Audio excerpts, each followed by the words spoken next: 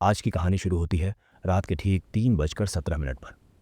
अजय, एक आम सा लड़का जो शहर से दूर एक किराए के पुराने मकान में रहता था।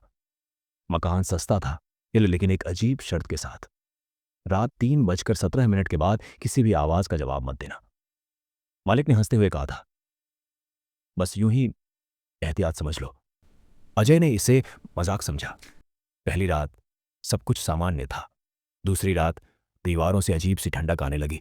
और तीसरी रात ठीक 3:17 पर उसने सुना, अजय।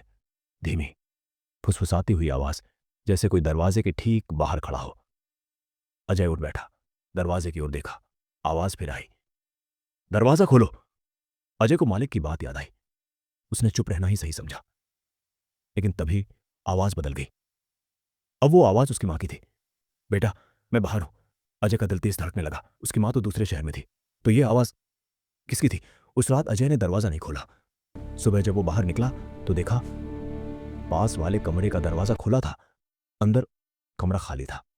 पड़ोसियों ने बताया उस कमरे में रहने वाला लड़का रात में गायब हो गया और वो आखिरी बार 3:17 पर किसी से बात कर रहा था।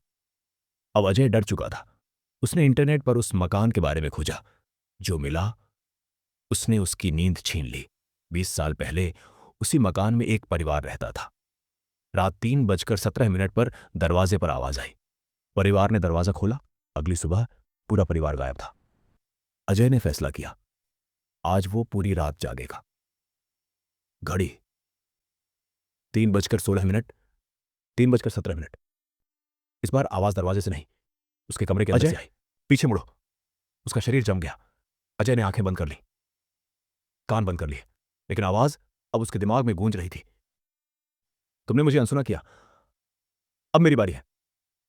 धीरे धीरे कमरे की ठंड असहनीय हो गई। सुबह हुई। मकान का दरवाजा खुला था। अजय का कमरा खाली, लेकिन दीवार पर उंगलियों से लिखा था, अगली आवाज तुम्हारी होगी। और हैरानी की बात यह है कि आज भी उस मकान में रहने वाले लोग कहते हैं, रात 3:17 पर कभी कभी किसी नए नाम की आवाज आती है। अगर ये कहानी तुम्हें डर